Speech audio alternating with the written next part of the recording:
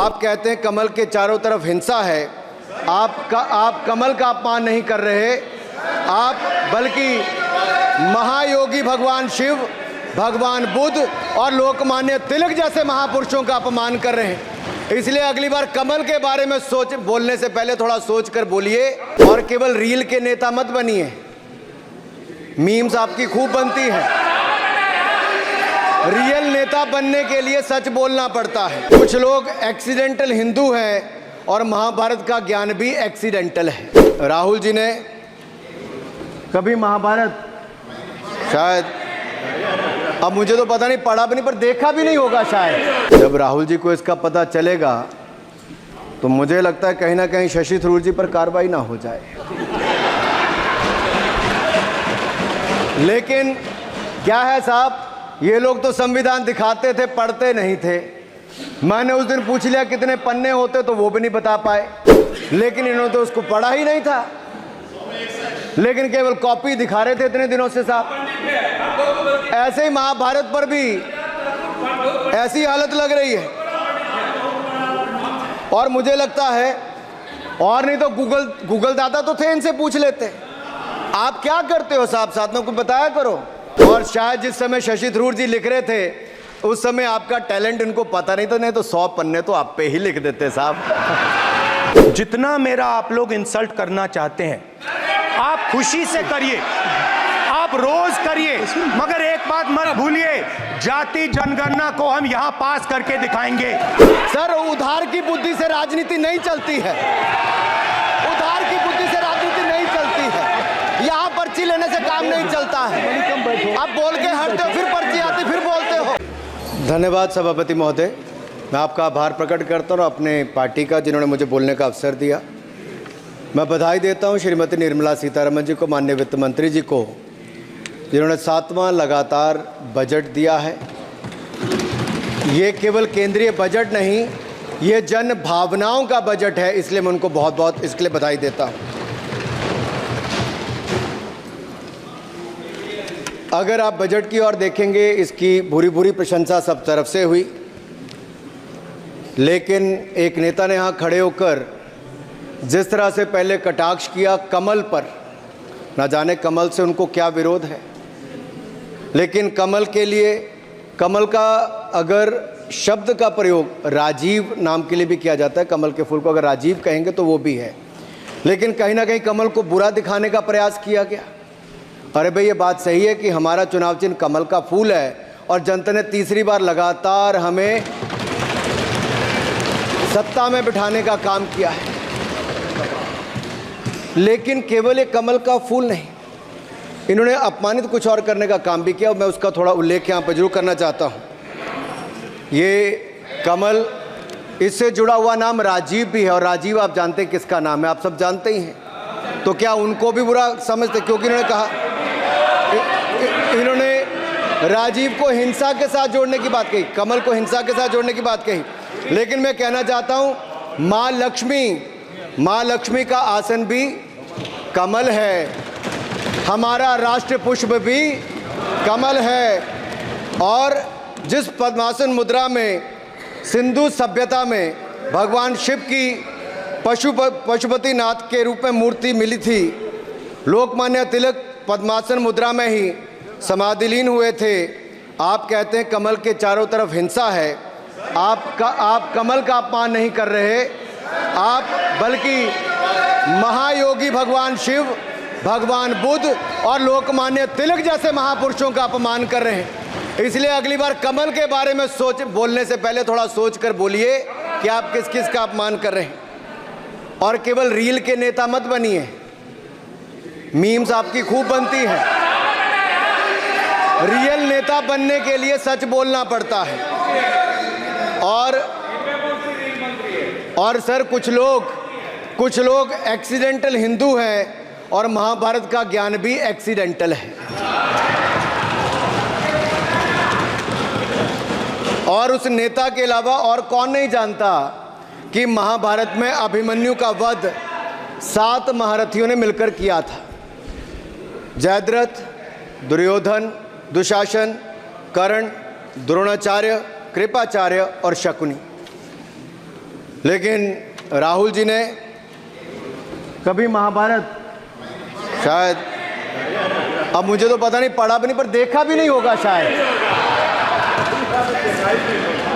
Sir मुझे लगता है अंकल सैम ने लिख कर दिया होगा, अंकल सोरोस ने लिख के दिया होगा, कहीं से पर्ची बनकर आई होगी और कूल डूड बनने का प्रयास किया होगा। मैं इतना ही कहूँगा, कल जो चक्रव्यूह में फंसाने की बात कर रहे थे वो कर्ण को करना कह रहे थे, कृपाचार्य जी को कृपचाय बोल रहे थे। चलिए छोड़िए उसको।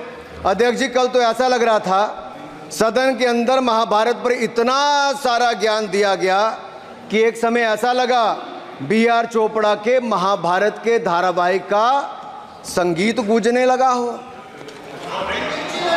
और कहीं ना कहीं उन्होंने एक बार महाभारत पढ़ने के लिए फिर प्रेरित किया। मगर इस बार महाभारत पर मैंने एक नई पुस्तक पढ़ी जो उनकी पार्टी के विद्वान सांसद, जो इस सदन के सदस्य भी हैं, उन्होंने लिखी है, और उस पुस्तक का नाम है द ग्रेट इंडियन नॉवल।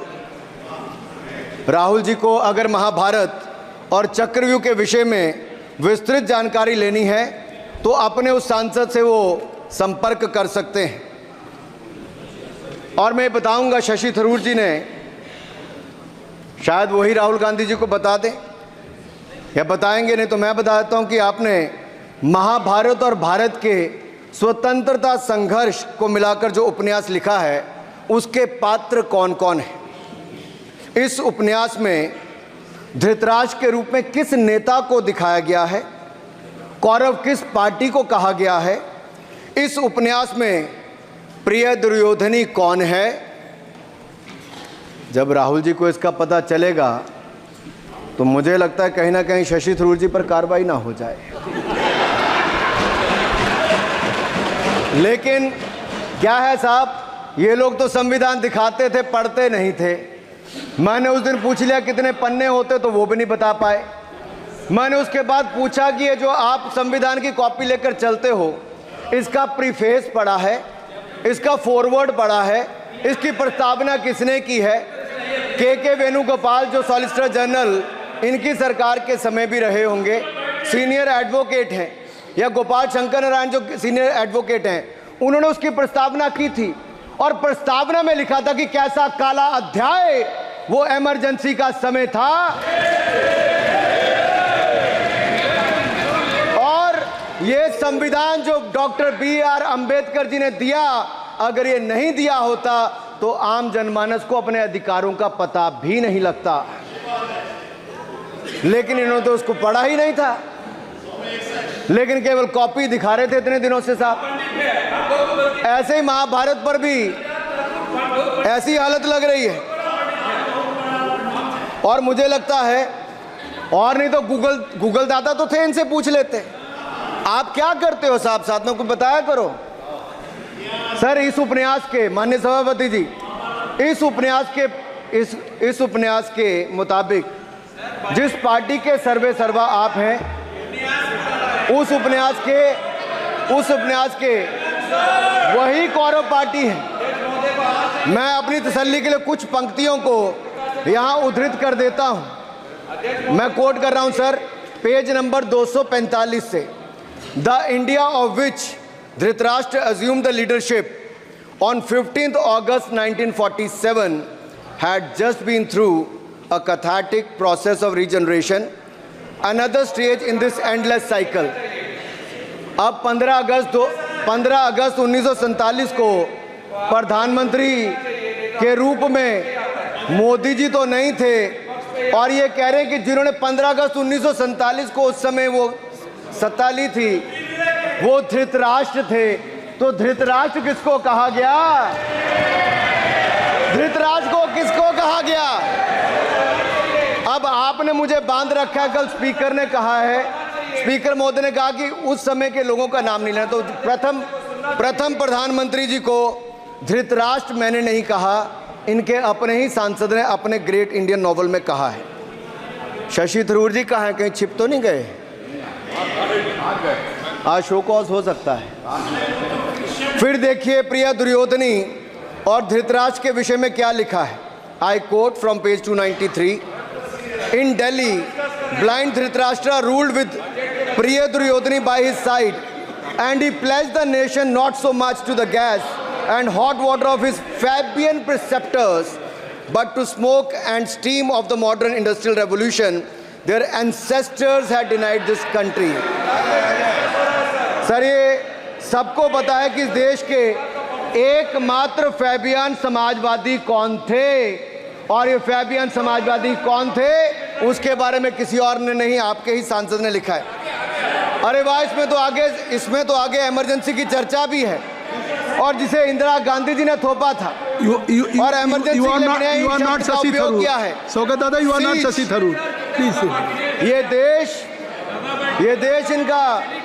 इनकी यातनाओं का सर भुगत भोगी रहा इमरजेंसी के समय, और वो काला खंड, वो काला अध्याय वो देश कभी भूल नहीं पाएगा, जिसने देश के लोगों को कठिन शब्द इमरजेंसी के बारे में भी बताया। सर तो हम चर्चा कर रहे थे द ग्रेट इंडियन नॉवल के अध्याय 7th बुक की, जिसमें प्रिय दुर्योधनी और उनके प्रिय पात्र शकुनी शंकर डे देश में आपातकाल लगाने की योजना बना रहे थे। सर मैं पढ़ता हूं कि शकुनी ने क्या कहा। I quote, what you could do now is to declare an internal siege, a grave threat to the stability and security of the nation from internal disruption। जिस बुक को आप कोट कर रहे हैं उस बुक को आप सबमिट कर दीजिए। मैं कर दूंगा साहब, एक कॉपी आपको भी भिजवा दूंगा साहब, एक टेबल पे भी रख दूंगा। So what you could do now is to declare an internal cease, a grave threat to the stability and security of the nation from internal disruption. No one has ever defined the permissible procedures under an internal cease, which leaves it to more or less up to us to define them, Shakuni added. And the next, sir, from page 366, I quote, not to mention censorship of the press. Press hai? Not to mention censorship of the press, which is nowhere explicitly ruled out in the Constitution. Suspension of certain fundamental rights, free speech, assembly, and that sort of things, and measures to put up the judiciary in their place, said Shakuni। Sir ये किसी और ने नहीं, और मैं कहना चाहता हूं सर, माननीय अनुराग जी एक किताब गौरव जी को भी भिजवा दीजिएगा। मैं खरीदेंगे सर, मैं कॉपी गौरव जी को भिजवा दूंगा सर। सर इसमें जिनकी मैं बात कर रहा हूं वो हमारे उस समय की प्रधानमंत्री थी जिन्होंने इमरजेंसी लगाई थी। एक नेता की स्वर्गीय दादी जी भी हैं, और मैं उनके नाम के आगे प्रियदर्शिनी भी लिखा जाता था, और उन्होंने इमरजेंसी लगाई थी। लेकिन माननीय सभापति जी, मैं कहना चाहता हूं, दुशासन और दुर्योधन दोनों बहुत ही दुष्ट और बदमाश हो सकते थे, लेकिन उन्होंने भी कभी इमरजेंसी नहीं लगाई थी। दुशासन और दुर्योधन दुष्ट भी हो सकते हैं, दुश्मन भी हो सकते हैं, बदमाश भी हो सकते हैं, लेकिन उन्होंने भी इमरजेंसी नहीं लगाई थी। सर पूरे उपन्यास में 74 बार कौरव और कौरव पार्टी की चर्चा हुई, हर एक में कांग्रेस का चरित्र झलकता है। राहुल जी सदन में हजारों साल पूर्व हुए महाभारत की कहानी सुना रहे थे, मगर उनकी अपनी पार्टी के पढ़े लिखे एक विद्वान पूर्व मंत्री और सांसद आज के महाभारत की कहानी लिखते हुए बताते हैं कि कौन कौरव था, कौन शकुनी था, कौन धृतराष्ट्र था, कौन दुशासन था, कौन दुर्योधन था, कौन कर्ण था। जरूर पढ़िएगा, सबके किरदार उसी में मिलने वाले हैं।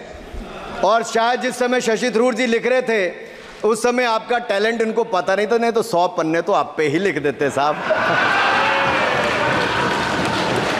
आप चाहते कार्रवाई हो जाए। माननीय सभापति जी,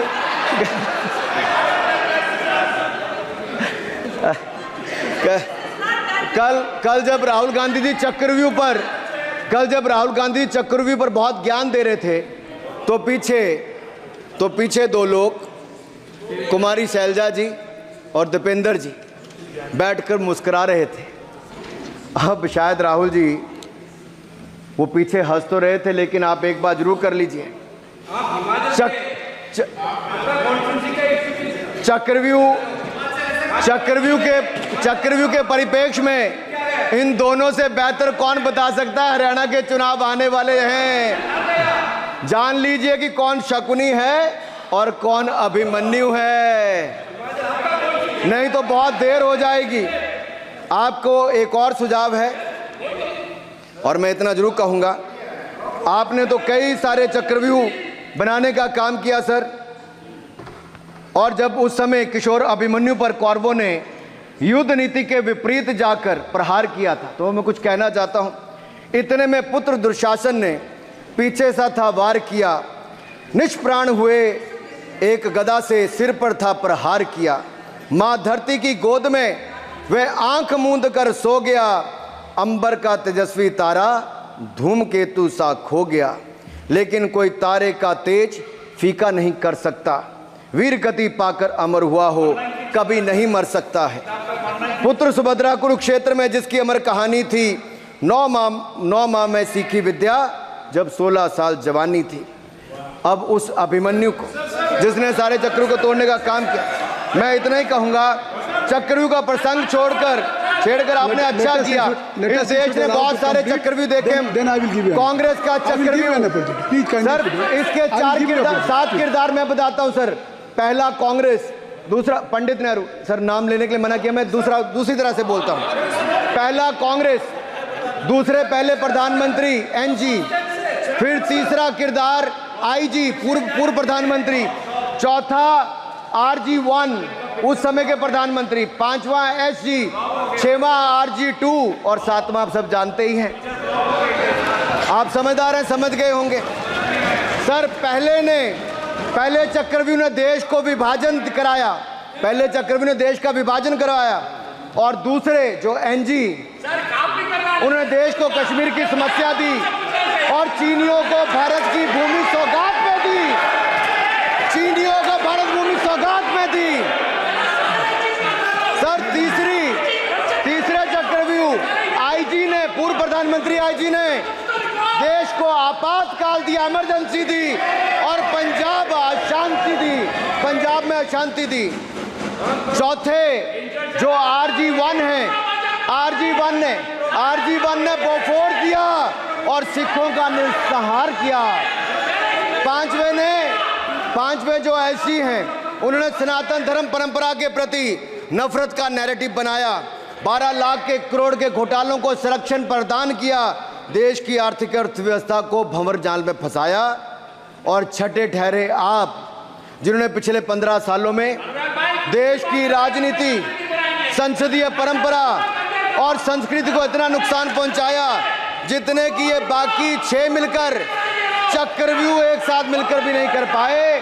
और रही 7वीं, उनका मैं नाम नहीं लूंगा, मैं इतना ही कहूंगा सभापति जी, 7 चक्रव्यूह ने मिलकर देश को गरीबी, भूखमरी, आतंकवाद, कट्टरवाद जैसे अनगिनत दुष्चक्रों में फंसा दिया था। देश को हमने इन आपके दुष्चक्रों से बचाया है, आजाद कराया, और माननीय प्रधानमंत्री मोदी जी के नेतृत्व में विकास रथ को आगे बढ़ाया। आज दुनिया में भारत को 5वीं बड़ी अर्थव्यवस्था बनाया। आप जिस अभिमन्यु को घेरने की कोशिश पिछले 22 सालों से कर रहे हैं, गुजरात से लेकर दिल्ली तक, आपके योद्धा और आपकी सरकारें निपट गई, लेकिन आप उनको घेर पाए क्योंकि वो जनता के दिलों में बसे हैं। आज यहाँ 293 अभिमन्यु बैठे हैं, भले ही आपके पास करण जैसे धुरंधर हो, शकुनी जैसे कुटिल रणनीतिकार हो, धर्म हमारे साथ है, धर्म हमारे साथ है। भले ही आपके पास नारायणी सेना हो, लेकिन स्वयं भगवान कृष्ण हमारे साथ है, स्वयं भगवान कृष्ण हमारे साथ है।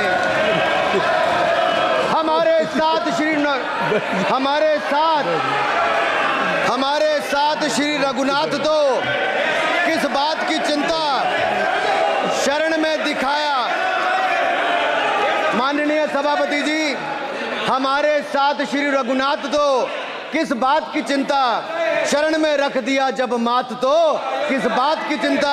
हमारे साथ तो जनता रूपी रघुनाथ है और आगे भी रहने वाला है। आप देखिए, ये कल से हलवा बांटने की बात कर रहे थे। अध्यक्ष महोदय, झूठ के पैर नहीं होते। ये झूठ अक्सर कांग्रेसियों के कंधे पर सवार होकर सैर करते हैं, जैसे मदारी के कंधे। सर इसको देख लीजिए। माननीय सभापति जी, झूठ शब्द के बजाय आप असत्य कहें। झूठ असंसदीय है, उसको हम कार्रवाई का हिस्सा नहीं मानेंगे। असत्य कहें। माननीय सभापति जी, I have already given ruling mister Venugopal ji, I have given ruling please. माननीय सभापति, असत्य के पैर नहीं होते, असत्य के पैर नहीं होते, और ये असत्य अक्सर कांग्रेसियों के कंधे पर सवार होकर सैर करता है। जैसे मदारी के कंधे पर बंदर होता है, वैसे ही राहुल जी के कंधे पर झूठ का बंडल होता है। जैसे मदारी के कंधे पर बंदर होता है, वैसे ही राहुल जी के कंधे पर झूठ का बंडल होता है, जिसे वो रोज यहाँ परोसते हैं। ये बजट पर, सदन पर। माननीय सभापति जी, जिस व्यक्ति को बजट निर्माण की प्रक्रिया का पता ना हो, संसदीय कार्य में रुचि ना हो, मात्र अध्यादेश को फाड़ने का काम किया हो, उससे क्या अपेक्षा की जा सकती है। मैं पूछना चाहता हूँ, हलवा किसको मिला? मैं पूछता हूँ, हलवा किसको मिला? राहुल जी बताइए, हलवे की बात की थी, जीभ घोटाले का हलवा किसने खाया? वो फोर्स घोटाले का हलवा किसने खाया? अंतरिक्ष देवास घोटाले का हलवा किसने खाया? नेशनल हेराल्ड के घोटाले का हलवा किसने खाया? सबमरीन घोटाले का हलवा किसने खाया? अगस्ता वेस्टलैंड घोटाले का हलवा किसने खाया? 2G स्कैम हलवा किसने खाया? कॉमनवेल्थ स्कीम का हलवा किसने खाया? कोयला घोटाले का हलवा किसने खाया? वाल्मीकि योजना घोटाले का हलवा किसने खाया? चारा घोटाले का हलवा किसने खाया? यूरिया स्कैम का हलवा किसने खाया? राहुल जी, हलवा मीठा था या फीका?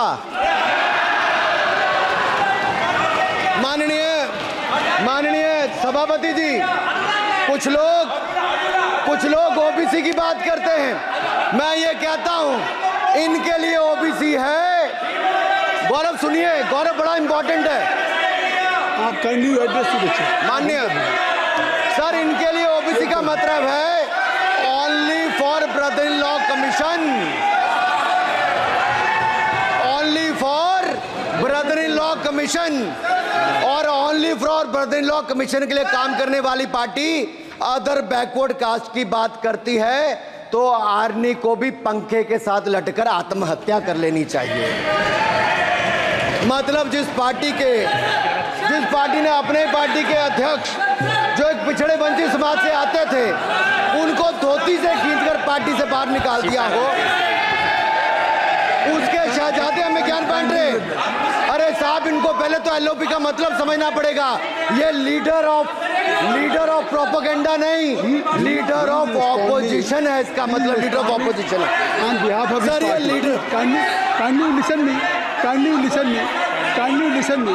माननीय अध्यक्ष जी, माननीय अध्यक्ष जी, जवाब आपका दे रहा हूं। माननीय सभापति जी, माननीय मंत्री जी,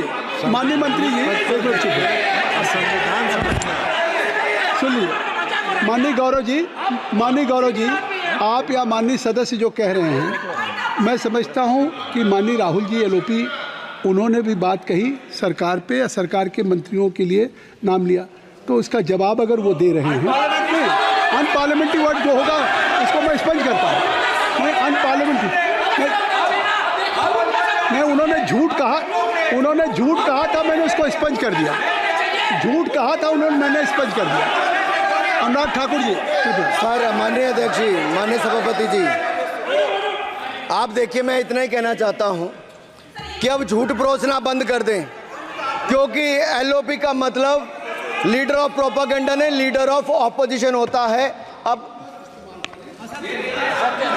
संधि है, ठीक है, असत्य है, निराधार। जी सर, जी उसके ठीक है, निराधार है।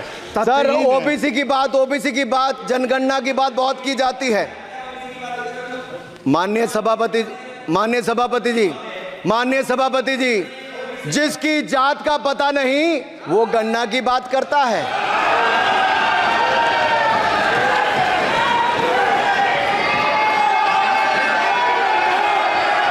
जिसकी जात का पता नहीं वो गणना की बात करता है।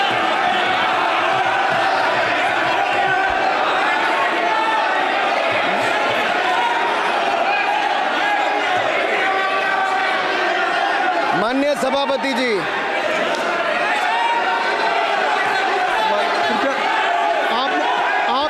आपने जो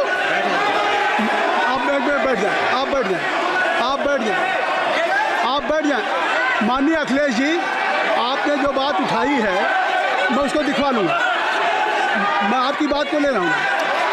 उन्होंने जो बात कही है, आप जो विरोध कर रहे हैं मैं उसको दिखवा लूँगा। आपने जो बात कही उसको मैं दिखवा लूँगा। अनुराग जी, माननीय सभापति जी, कृपया आप लोग बैठ जाएं। आप बैठ जाएं। अच्छा, आप बैठ जाएं। ठीक है। गौरव जी,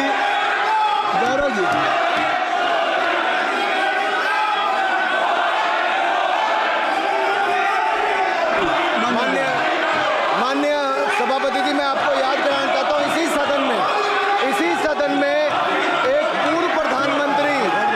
पूर्व प्रधानमंत्री जी ने RG1 ने ओबीसी को आरक्षण देने का विरोध किया था।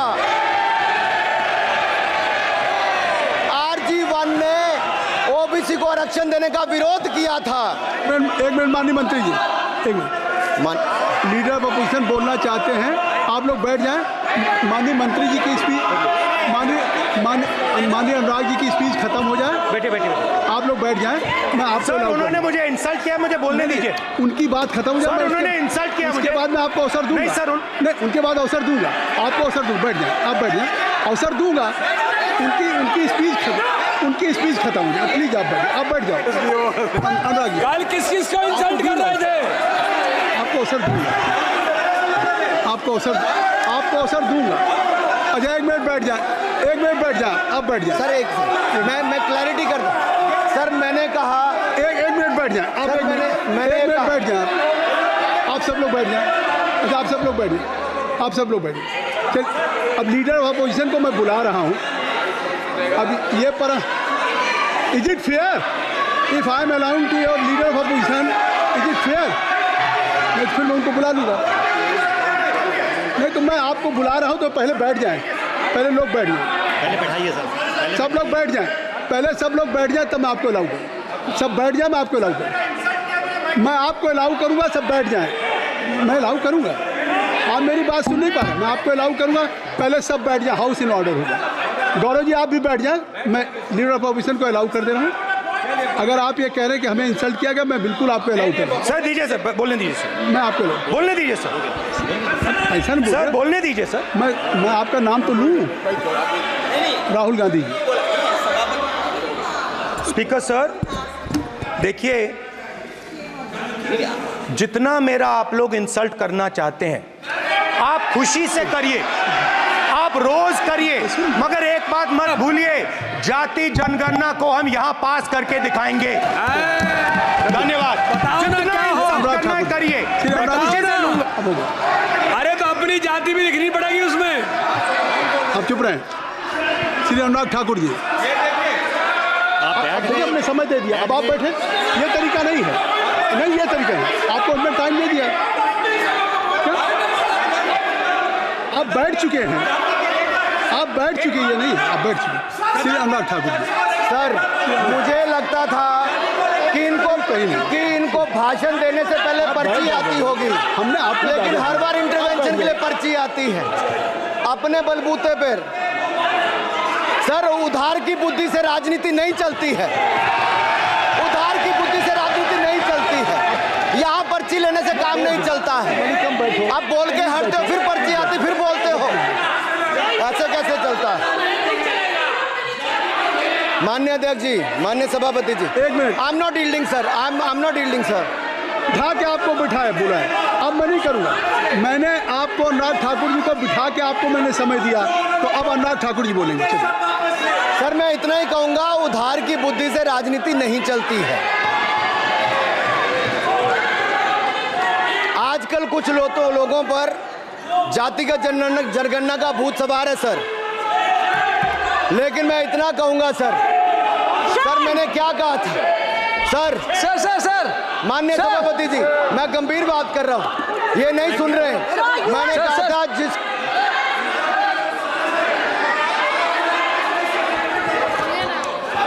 ठाकुर टैगोर प्लीज, माननीय सभापति जी, I have already given an माननीय सभापति अपॉर्चुनिटी जी, टू राहुल गांधी जी। राहुल गांधी जी अपने उन्होंने he has express his feeling जो उनको था। नहीं आप बेल से बाहर आ जाए, कृपया आप बेल से आ जाएं, फिर मैं उनको फिर समय दे दूंगा, जी सर मैंने कहा था कि जिसको जात का पता नहीं वो गणना की बात करता है। मैंने नाम किसी का नहीं लिया था सर, नाम तो किसी का नहीं लिया था, नाम किसी का नहीं लिया था, लेकिन जवाब देने कौन खड़े हो गए। सर मैं कहना चाहता हूं माननीय सभापति जी, अगर आप देखेंगे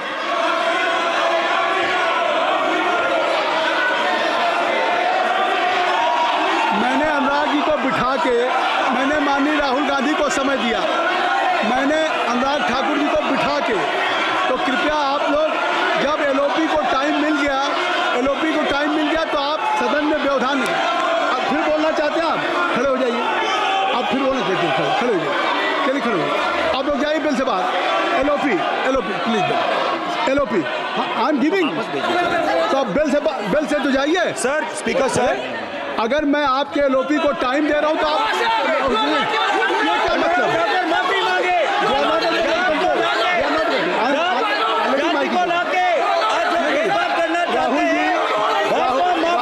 राहुल गांधी जी, हमने आपको समय दिया, अपने मेंबर से कहिए कि बैठे तब तो आप बोलेंगे, बैठिए तब तो बोलेंगे भाई। राहुल गांधी जी कह रहे तब तो आप अंदर आइए, हाईवे ईडन सबको ले जाइए प्लीज। सर माइक लीजिए सर, एक मिनट माइक मिल जाएगा आपको, माइक मिल जाएगा, बेल खाली कर दीजिए। इतनी अच्छी वर्षा पूरा देश इतनी अच्छा बजट पे स्पीच दे रहा है। You have already spoken. Rahul ने कह दिया अभी हम, अब आप अपने लीडर का सम्मान करें। हमने आपके लीडर को दूसरी बार फिर बुला रहा हूं, आप अपने लीडर का सम्मान करें। हाउस के एलओपी हैं और अगर मैं उनको दूसरी बार बुला रहा हूं, उनको बिठा दिया माननीय सदस्य को, तो कृपया आप लोग तो कम से कम इस बात को महसूस करें। मिस्टर केसी मैं please don't be mister Rahul Gandhi आप लोग बैठिए। स्पीकर सर, बोलने का मन क्या था? स्पीकर सर, सर माइक नहीं है सर,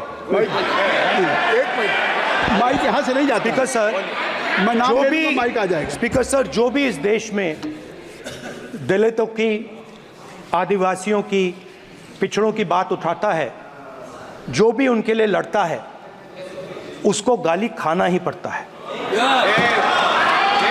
और मैं ये सब गालियां खुशी से खाऊंगा, क्योंकि महाभारत की बात हुई तो महाभारत में अर्जुन को सिर्फ मच्छी की आंख दिख रही थी, उसी प्रकार मुझे सिर्फ मच्छी की आंख दिख रही है। जाति जनगणना हम करा के दिखाएंगे, खत्म। आपको जितनी गाली देनी है आप दीजिए, हम खुशी से लेंगे। धन्यवाद गौरव, धन्यवाद श्री अनुराग ठाकुर जी। गौरव जी, नहीं गौरव जी, आप देखिए, गौरव जी आप तो हमें समय दीजिए। खत्म हो जाएगा सर, श्री राहुल गांधी खत्म हो जाएगा सर, श्री राहुल गांधी प्लीज। राहुल गांधी जी, ये तय कर ली। जब आप चाह रहे हैं मैं आपको बोलने का अवसर दे रहा हूं। हाँ सर, तो कम से कम गौरव जी आपके बोलने के बाद ऐसी परिस्थिति न क्रिएट करें कि सदन को चलाने की जिम्मेदारी जितनी सत्ता पक्ष की है उतनी प्रतिपक्ष भी है। अनुराग ठाकुर जी ने मुझ पर गाली दी है। नहीं कोई बात, मुझे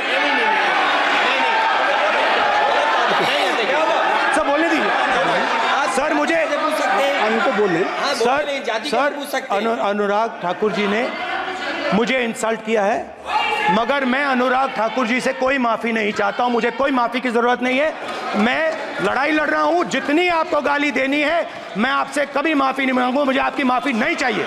राहुल गांधी जी, मैं चेयर पे हूँ और चेयर का काम है कि अगर कहीं भी कोई असंसदीय या किसी को गाली दी गई तो मैं उसको देखूंगा, मैं उसको कार्रवाई निकालूंगा, मिस्टर के उसको निकलवाऊंगा।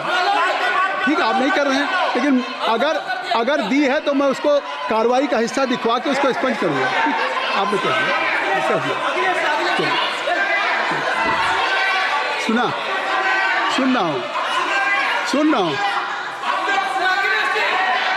रहा हूँ मैं श्री अनुराग ठाकुर जी, माननीय सभापति जी, श्री अखिलेश यादव जी, बैठ जाए। श्री अखिलेश महोदय, सभापति महोदय, मैं केवल इतना, सभापति महोदय, सभापति महोदय, स्वागत दादा, ये क्या तरीका है? सभापति महोदय, मेरा आपसे केवल इतना निवेदन है। माननीय मंत्री रहे हैं, बड़े दल के नेता हैं, मंत्री रहे हैं, बड़ी बात कर रहे थे। मैं महाभारत, शकुनी, ये सब बातें कह रहे थे, दुर्योधन तक यहाँ ले आई है। मैं केवल सभापति महोदय इनसे ये पूछना चाहता हूँ, आपने जाति कैसे पूछ ली है बताइए बस। आप जाति कैसे पूछ सकते हैं? आप बताएं, जाति कैसे पूछ सकते हैं? आप पूछ के दिखाओ जाति तुम। आप जाति कैसे पूछोगे तुम? कैसे पूछोगे जाति? आप बैठ नहीं, जाति नहीं पूछ सकते आप। आपने कह दिया ना, अब आप हमारी जाति नहीं पूछ सकते। आप हमारी व्यवस्था सुन लें, आप मेरी व्यवस्था सुन लें। कोई सदन में किसी की जाति नहीं पूछेगा। अनुराग ठाकुर जी, मैंने उसको स्पष्ट कर दिया। श्री अनुराग ठाकुर जी, माननीय सभापति जी, बात आई। माननीय सभापति जी, उस समय के प्रधानमंत्री स्वर्गीय आरजी वान जी ने यही कहा था कि ओबीसी के आरक्षण का विरोध करता हूं। ये तो सदन में है। आरजी वान ने कहा था कि मैं ओबीसी को आरक्षण का विरोध करता हूं। अब ये तय करें कि वो सही थे या ये सही हैं, और आपकी पार्टी गलत थी कि आप गलत हैं, और वो पिछड़ा विरोधी थे कि आप पिछड़े के पक्ष में हो। और उस समय की पूर्व प्रधानमंत्री आईजी ने कहा था कि जात पर ना पात पर। अभी मैंने तो कहा नहीं सर, उस समय कहा गया था।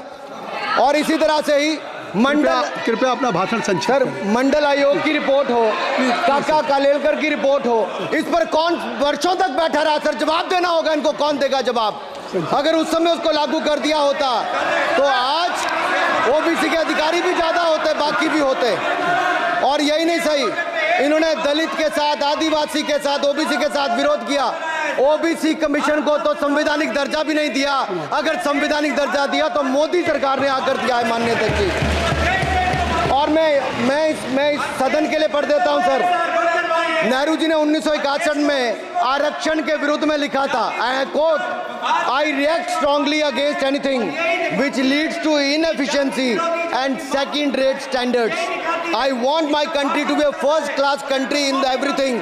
The moment we encourage the second rate we are lost, I unquote. ये किसने कहा? देश के पहले प्रधानमंत्री ने कहा। आप उससे सहमत हो कि नहीं सहमत हो बताइए? माफी मांगोगे उसके लिए कि नहीं मांगोगे? कृपया चेयर को आप एड्रेस करें। आप चेयर को एड्रेस करें अनुराग जी। सर मैं इतना ही कहूंगा और समाप्त करें। लहजे में बदजुबानी, चेहरे पर नकाब लिए फिरते हैं वो, जिनके खुद के बही खाते बिगड़े हैं, वो हमारे हिसाब लिए करते हैं। बहुत बहुत धन्यवाद। नहीं सर, मेरे एक मिनट सर, मैं एक बात क्लियर कर दूं सर। मैंने किसी का नाम लेकर नहीं कहा, लेकिन कोई अपने आप क्यों खड़ा हुआ? मैंने किसी का नाम नहीं लिया था। आप रिकॉर्ड चेक कीजिए सर, आप रिकॉर्ड चेक कीजिए।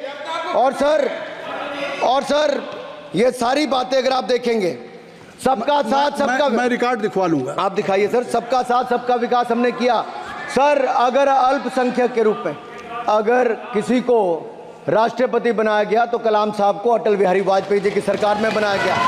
रामनाथ कोविंद जी को एससी समाज से आते थे, राष्ट्रपति बनाया गया तो मोदी जी की पहली सरकार में बनाया गया।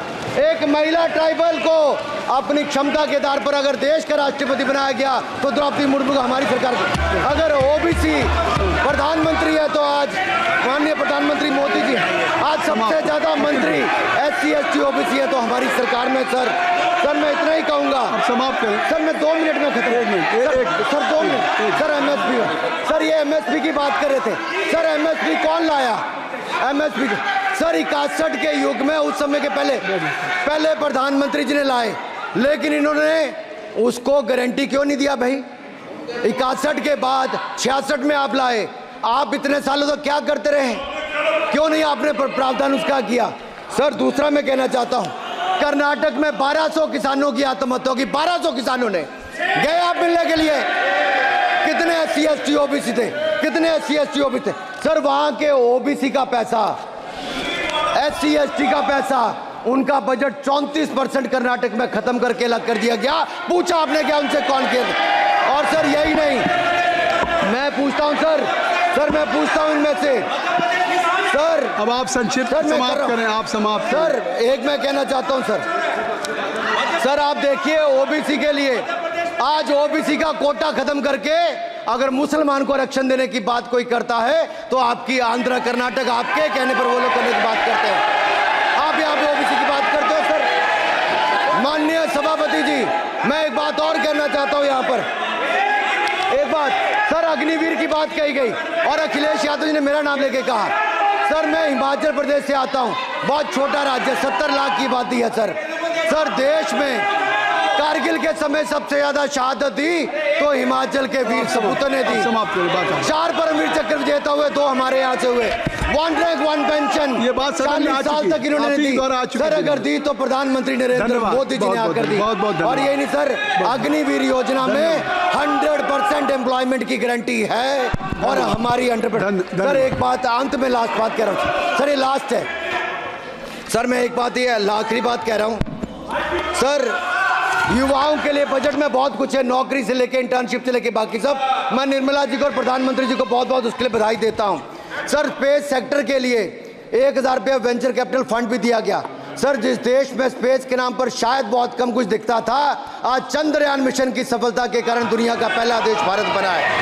सर यही नहीं सर, इनके समय हेमराज का गला रेत कर ले गए थे, वापस नहीं लाए थे। हमने सर्जिकल स्ट्राइक करके अपनी सेना को मजबूत किया सर। डॉक्टर प्रदीप, स्टार्टअप में सर हम नंबर 1 बने। सर आखिरी लाइन है सर 30 सेकंड सर, आखिरी लाइन सर।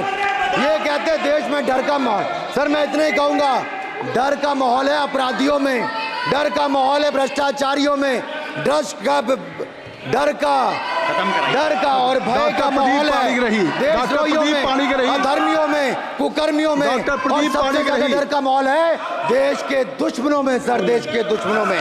सर अंत में मैं इतना ही कहूंगा कि माननीय निर्मला जी ने 7वां बजट तो लाए, ये जन भावनाओं का बजट है जिसका पूरा सदन पूरी प्रशंसा करता है और इनको माननीय प्रधानमंत्री जी को बहुत बहुत बधाई और साधुवाद। Doctor Pradeep Panigrahi, doctor Pradeep Panigrahi, doctor Pradeep क्या कहना चाहते हैं? शशि थरूर जी। Rule 353. Mr. Premchandran ji. He has not. He cannot take my name repeatedly without notice. No. I have given whatever you wanted to raise. Already LOP has raised the issue. Akhilesh Yadav ji has raised. No point of order. No point of order. No. Nothing. Shashi Tharoor जी, अब तय कर लीजिए आप लोगों में। Doctor Pradeep Panigrahi. Sir, I'd like to speak for a minute. Shri Vishnu Padre ji. Mr. Chairman, sir, let me point out he has repeatedly taken my name. Sir, he has repeatedly taken my name. एक बढ़िया खबर है, आप भी सुन लो, आपको जरूरत है, आपका भला होगा। मोदी जी ने ऑयल एंड गैस का नाम पर अंडमान में 4 जगह में अक्टूबर में ऑयल ड्रिलिंग काम शुरू हो जाएगा। ये मोदी जी वो नहीं है। नंबर 2 भाई प्रदीप किसने बेचा था सर? भाई प्रदीप मिर्जापुरी इंपल का राजा लोग आए थे, चेन गैंग बना के जेल बनाया था भाई प्रदीप। इस पार्टी ने भाई प्रदीप बेचा था कैसीनो का नाम पर, जुआ खेलने का नाम पर बचाया था। मैं विष्णु बहोदराय एंटनी माफी मांगा था, भाई प्रदीप बेचा था इन लोगों ने। उसका माताजी ने बना था बफर जोन चारों रिजर्व अंडमान निकोबार जी देखो क्या बना है, क्या बनाया मोदी, आपने क्या बनाया। जय हिंद, भारत माता की जय।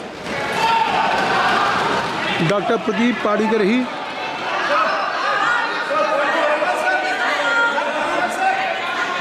क्या चाहिए बताइए, क्या चाहिए सर? नहीं क्या चाहिए? कोई नहीं पाड़ीकर ही नहीं नहीं है तो छोड़ दीजिए, महामंत्री को खड़ा करते हैं ना फिर और क्या। मंत्री जी को बुला लीजिए। शशि थरूर जी। लो सुन लो सर, ये 353 allegation. Sir, I just want to point out, sir, that under rule 353, the honourable member has no business taking my name repeatedly without providing notice, sir. And the notice was not given.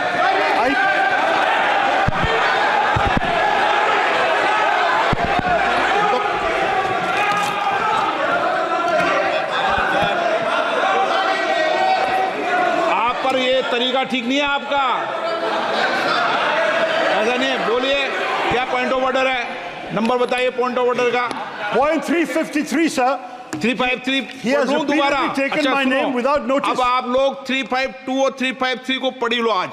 सुनो एक बार, बैठो। Sir, I have been, पढ़ लो इसको। Yes, I have the right to पढ़ाते हो respond, मुझे sir. Daily के daily. Sir, I have the right to respond. Do I not? मंत्री पढ़ाओ, बोलो।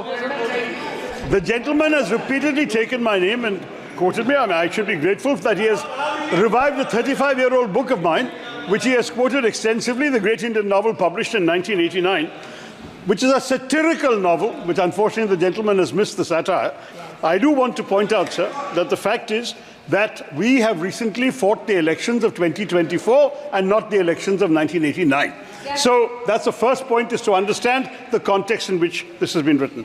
Second, and more important, sir, I think it's important to understand that whereas many things have been said in the course of writing novels, there are also many subsequent books I have written which he could have quoted where he may be somewhat less happy with the result.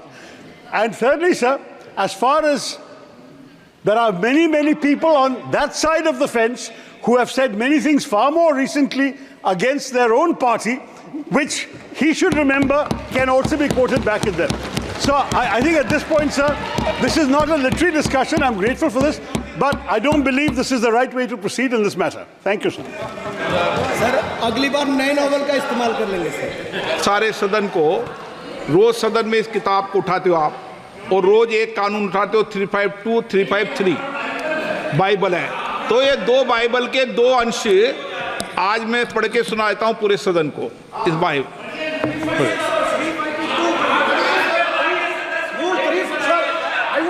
A point of order at the time of the debate made by Sri Anurag Singh Thakur ji, and the chair has assured me that I will give an opportunity. That is under Rule 356 and read with Rule 353 and also Rule 7. एक minute. Sir, one second. What is the purpose of the point of order? When a debate, there is no mic. आपको मैंने allow नहीं किया। Allow करो। नहीं Sir, one second.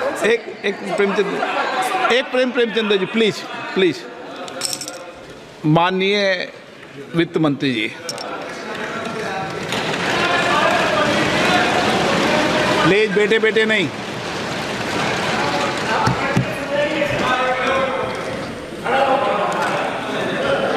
Sir thank you.